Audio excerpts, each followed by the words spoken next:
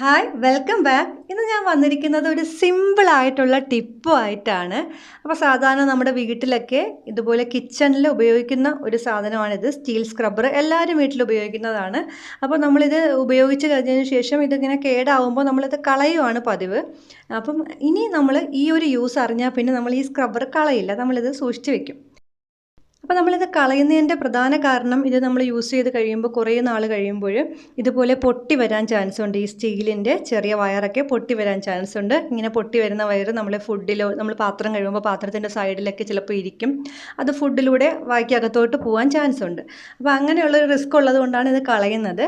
അപ്പോൾ നമ്മൾ ഇനിയിപ്പോൾ ഇത് കളയാതെ എടുത്ത് സൂക്ഷിച്ച് വെക്കുകയാണെങ്കിൽ ഇതിൻ്റെ ഉപയോഗം എന്തെന്ന് വെച്ചാൽ നമ്മൾ സാധാരണ വീട്ടിലൊക്കെ ഉപയോഗിക്കുന്ന സിസേഴ്സ് ഇല്ലേ, കത്രിക, അത് ചിലപ്പോൾ കുറച്ച് നാൾ പിള്ളേരൊക്കെ എടുത്ത് കളിക്കാനൊക്കെ തുടങ്ങിയാൽ അത് അതിൻ്റെ മൂർച്ച നഷ്ടപ്പെടും.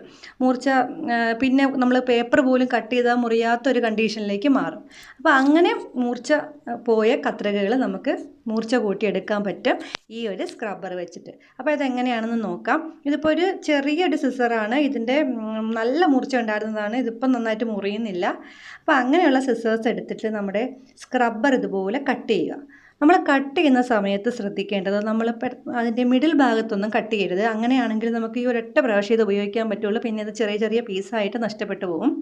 അപ്പോൾ അതുകൊണ്ട് ആദ്യം സൈഡ് ഭാഗം ഇതുപോലെ ഇങ്ങനെ കട്ട് ചെയ്യുക.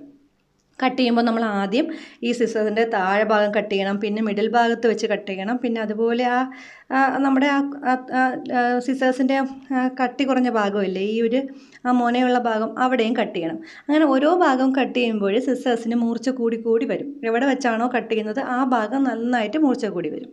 അപ്പോൾ ഞാനിപ്പോൾ ഇതാ പേപ്പർ ഇനി ഒന്ന് കട്ട് ചെയ്ത് കാണിക്കാൻ. കണ്ടോ, നല്ല ഈസി ആയിട്ട് നമ്മുടെ പേപ്പർ ഇങ്ങനെ കട്ട് ചെയ്യാൻ പറ്റുന്നുണ്ട്.